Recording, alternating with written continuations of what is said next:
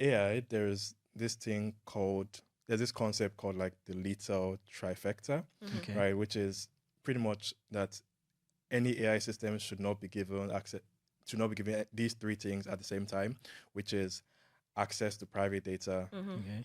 access to untrusted content, Okay. and access to external communication mechanisms, right? So if at any point an AI system has access to those three things, like you're in deep water, Can be like basically. Ultron. So exactly, because for example, there's this like prompt injection. Let's say you have Yeah. like your AI system, or let's say your coding assistant, Yeah. your Claude code on your private computer, or your Maltbot on your private computer, whatever, Yeah. right? And it has access to your private data, Yeah, that's one. but at the same time has access to external communication, so it can communicate over the internet. That's Yeah. two. And then it has access to untrusted data. Let's say someone just puts some random content, could be let's say an image, it could be Oh let's my say some goodness. text on Reddit and stuff, That's right? three. And it downloads that it reads that data, but Yeah. then in the data, unknowing to you, there's like a prompt like internally like written Yeah. that pretty much says it should do something malicious. Mm-hmm. You would not be aware of that, right? But Yeah. it could actually